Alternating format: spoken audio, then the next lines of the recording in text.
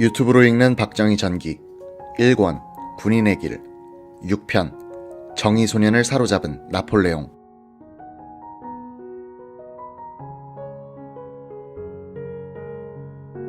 (1970년 4월 26일에) 박 대통령이 김종신 공보비서관에게 써준 나의 소년 시절에는 그가 군인, 혁명가로서 살아가게 될 최초의 계기를 발견하게 된 이야기가 실려있다. 소년 시절에는 군인을 무척 동경했음. 그 시절 대구에 있던 일본군 보병 제80년대가 가끔 구미지방에 와서 야외 훈련하는 것을 구경하고는 군인이 되었으면 하는 생각을 했음.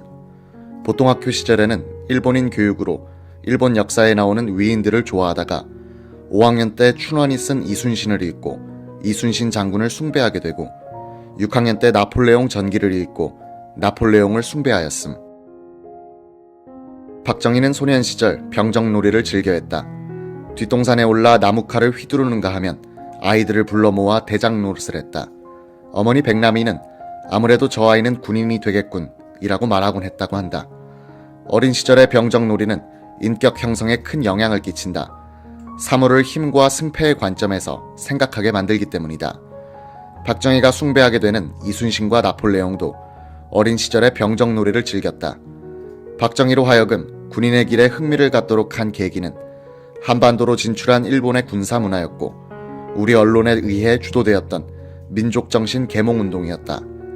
박정희 소년은 구미 보통학교에 들어가 글을 배운 뒤에는 사회 속에 노출되어 역사의 조류를 타고 있었다. 춘원 이광수가 동아일보의 소설 이순신을 연재한 것은 1931년 5월 30일부터 이듬해 4월 2일까지였다. 박정희는 1931년에는 6학년이었으므로 수기에서 5학년이라고 한 것은 착각이다. 보통학교 시절에 이순신을 읽었다면 책이 아니라 신문을 통해서 연재소설을 읽었다는 얘기가 된다. 박정희의 셋째 형 상희가 구미읍에서 조선일보 선산지국을 운영하면서 조선일보, 동아일보를 같이 팔고 있을 때였다. 아마도 정의소년은 형으로부터 신문을 얻어서 읽었을 것이다. 일제시대 민족문화운동의 중심이었던 조선, 동아 두 신문은 1920년대 말부터 문자 보급운동과 우리 역사 보존운동을 벌이고 있었다. 조선일보는 1929년부터 귀향남녀 학생 문자 보급운동을 해마다 실시하고 있었다. 동아일보는 전국에서 거둔 성금으로 1932년 6월에 현충사를 충남 아산에 중건했다. 당시 동아일보 편집국장이던 이광수가 이순신을 연재한 것은 이런 운동의 일환으로서였다. 이광수는 연재를 시작하면서 쓴 작가의 말에서 이렇게 다짐했다. 나는 이순신을 철갑선의 발명자로 숭상하는 것도 아니요 임란의 전공자로 숭앙하는 것도 아닙니다. 그것도 위대한 공적이 아닌 것은 아니겠지만은 내가 진실로 일생의 이순신을 숭앙하는 것은 그의 자기 희생적, 초회의적, 그리고 끝없는 충의인 것입니다. 군 소배들이 자기를 모함하거나 말거나 일에 성산이 있거나 말거나 자기의 의무라고 믿는 바를 위하여 국궁진체하여 마침내 죽는 순간까지 쉬지 아니하고 변치 아니한 그 충의, 그 인격을 숭앙하는 것입니다. 그는 1931년 7월호 삼천리 잡지에서는 이렇게 썼다. 나는 조선 사람 중에 두 사람을 숭배합니다. 하나는 옛사람으로 이순신이요 하나는 이제 사람으로 안도산입니다. 글이나 그림으로 저 생긴 것 이상으로는 몹쓸 법입니다. 내가 이순신을 그리거나 안창호를 그리거나 결국 내 인격 정도 이상은 넘지 못할 것을 내가 압니다. 그러니 나는 더 이상 할 수 없기 때문에 다만 내 힘을 다하여 내 애인을 그릴 뿐입니다.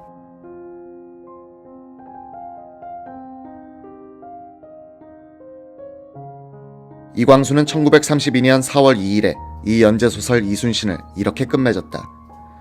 그때 적을 보면 달아나거나 적에게 항복한 무리들이 다 정권을 잡아 300년 호화로운 꿈을 꾸는 동안에 조선의 산에는 나무 한 포기조차 없어지고 강에는 물이 마르고 백성들은 어리석고 가난해졌다. 그가 돌아간 지 334년 4월 2일에 조선 500년의 처음이요 나중인 큰 사람 이순신의 슬픈 일생을 그리는 붓을 놓는다. 박정희 소년이 이 대목을 읽으면서 어떤 심정이었는지는 알 수 없다. 이순신은 소년기에 자주 접하게 되는 권선징악의 단순 명쾌한 질거리를 가진 위인전이 아니기 때문이다. 이광수의 이순신은 그가 말한 대로 슬픈 이야기다. 어리석은 왕과 당파 싸움에 눈이 먼 선비들 속에서 고군분투하는 이순신의 처절한 최후, 가슴에 총탄을 맞은 이순신이 조카에게 하는 말, 나를 혼자 두고 어서 나아가 싸워라. 적을 하나도 놓아보내지 말아라. 전선의 사령관을 모함하여 고문하고 파직하는 지배층, 백이종군길에서 접한 어머니의 죽음, 장례에도 참석하지 못하고 떠나는 길, 이광수는 난중일기를 인용하여 적었다. 16일 영구를 상여에 올려 본가로 돌아왔다. 고향을 바라보니 아프고 슬픔을 어찌 다 말하랴. 집에 이르러 빈소를 차리니 비가 퍼붓는다. 남쪽으로 갈 기약이 박두하니 우짖고 우짖으며 오직 어서 죽기만 기다릴 뿐이다. 17일 금부설이 이수영이 공주로부터 와서 길을 재촉하였다. 18일 종일 비오다. 마음이 심히 불편하다. 다만 빈소에 곡하고 물러나왔을 뿐이다. 이광수가 이 소설에서 진정으로 그리고 싶어 했던 것은 외적과 용감하게 싸우는 이순신이 아니라 문약하고 시기심이 많은 선비 정치인들에 의하여 당하고 마는 비극적 군인이었다. 박정희는 나중에 이순신과 조선조 지배층에 대해서 이광수와 비슷한 생각을 갖게 된다. 1960년대에 현충사를 성역화할 때 그는 자신의 조국 근대화 정책에 반대하는 지식인들과 직업 정치인들을 이순신을 모함했던 조선조의 선비들과 동일시했던 것이다. 박정희는 1962년에 쓴 우리 민족이 나아갈 길이라는 저서에서 이렇게 말했다. 이 충무공 정신은 화랑도의 이조적 중흥이다. 신라 때부터 호국, 민족 정신으로 꿋꿋하게 전승되어 온 화랑도가 한때 문약에 빠져 시들어 오다가 임진왜란을 맞이하여 그 정신이 다시 한번 꼽힌 것이다. 화랑국선을 이조에서 찾는다면 이 충무공이다. 박정희는 또 이순신의 구국정신과 신라의 무사도를 우리 국민정신의 귀감으로 삼아야 한다고 했다. 그는 국가 근대화의 이념적 뿌리를 우리 민족사의 이런 상무정신과 실학의 실사구시정신에서 구하려고 했던 사람이다. 이런 사고의 어렴풋한 첫 실마리를 박정희는 이순신을 읽으면서 얻었을 것이다. 이순신을 우리 역사 속에서 재발견한 사람은 실학의 후원자 정조였다. 정조는 정부문서 간행소에 해당하는 교서관에 전담부서를 두어 이순신의 유고들을 모아 14권, 8책의 이 충무공 전서를 간행시켰다. 충무공을 대중화시키는 데 있어서 결정적인 역할을 한 이광수의 이순신은 이 충무공 전서에 근거하고 있다. 정조와 이광수를 이어받아 이순신을 민족의 태양으로 축혀올린 것이 박정희였다. 김유신, 이순신, 정조, 박정희로 이어지는 우리 민족 정신사의 한 맥은 상무, 실용, 자주 정신을 대표한다고 볼 수 있다. 이는 사대적 명분론의 문민정치 전통이 도도하게 흐르는 가운데 징검다리처럼 단속적으로 명맥을 유지해가고 있는 것이다. 이광수의 이순신은 난중일기를 많이 참고로 하는 바람에 원균을 지나치게 비하했다. 충무공을 비극적인 영웅으로 만드는데 원균은 도구로 이용됐다.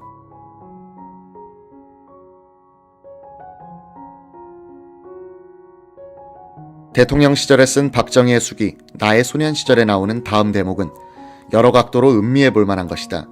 이것은 김종신이 급장 시절에 참고가 될 만한 이야기를 적어달라는 주문에 답한 글이다.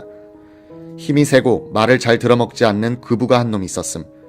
그러나 이자가 수학을 전혀 못하고 늘 선생님에게 꾸지람을 듣는 것을 보고 그자를 내 말을 잘 듣도록 하는 방법을 생각하다가 휴식 시간에 산술 문제를 가르쳐주고 숙제 못해온 것을 휴식 시간에 몇 번 가르쳐 주었더니 그 다음부터는 내 말이라면 무조건 굴복하던 것이 생각남.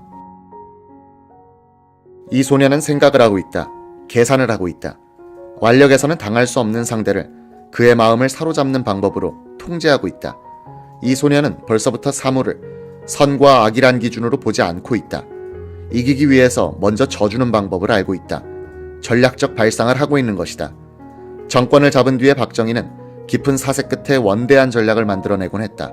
그는 생각한다는 것에 힘을 안 사람이었다. 구미보통학교의 박정희 학생은 말이 없고 생각은 많은 아이였다. 박정희 소년을 생각에 빠지게 만든 것은 이순신에 이어 나폴레옹이었다. 김종신 청와대 공보비서관은 1970년 9월 15일에 박정희 대통령, 농민의 아들이 대통령이 되기까지라는 책을 냈다. 김종신은 이 책을 쓰기 위해서 대통령을 여러 번 만나 취재했고 원고를 대통령에게 보여주어 교열까지 받았다. 이 책은 박정희와 나폴레옹의 만남을 이렇게 묘사하고 있다. 정의 소년의 마음에 크게 감명을 주었던 나폴레옹 전기를 읽은 것도 이때였습니다. 황소를 몰면서 읽었던 것입니다.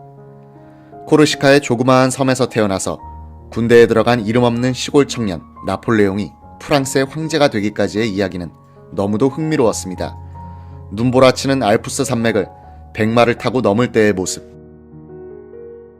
정의 소년은 이 세상에 이같이 멋있는 사람이 또 있을까 하고 감탄했습니다. 문득 책에서 눈을 떼니 옆에서 풀을 뜯던 황소는 어디로 갔는지 보이지 않고 어느덧 해는 서산에 잠기고 빨간 노을이 져 있었습니다. 나폴레옹 전기를 읽고 난 며칠 동안은 밤에 잘 때도 100만 대군을 호령하는 나폴레옹의 모습이 나타나곤 했습니다. 학교 갈 때에도 학교에서 돌아올 때도 말을 몰고 적진호를 뚫고 다니는 나폴레옹의 모습이 머릿속에 오락가락했습니다. 정의소년은 달리 읽을 책도 없고 해서 나폴레옹 전기를 2번, 3번 읽었습니다. 이 무렵부터 벌써 그 전에 정의소년은 아니었습니다. 마음의 창문이 넓은 곳으로 열리고 있었습니다. 전에는 무심코 보이던 마을 사람들의 사는 모양이 새로운 눈으로 바라다 보였습니다. 추수가 끝나고 겨울이 오면 마을 사람들이 이 집 저 집에 몰려서 돈을 걸고 투전을 하고 있었습니다. 투전판에서는 가끔 싸움이 벌어졌습니다. 왜 저런 노름들을 할까? 봄이면 양식이 떨어지고 무서운 가난이 찾아올 텐데 그것을 막고 이길 생각은 하지 않고 저렇게 놀고만 있을까? 박정희 생애에 가장 큰 영향을 끼친 책은 이 나폴레옹 전기였다. 이 전기를 통해서 소년은 권력, 군대, 정복, 지배, 남자다움을 동경하게 된다. 힘에 대한 동경뿐이 아니었다. 식민지에서 태어나 군대의 힘을 등에 업고 본국의 황제가 된 뒤 전 유럽을 석권한 나폴레옹은 나의 사전에는 불가능이란 단어가 없다고 하지 않았던가. 비록 조선에서 가난한 농민의 아들로 태어났지만 군인만 된다면.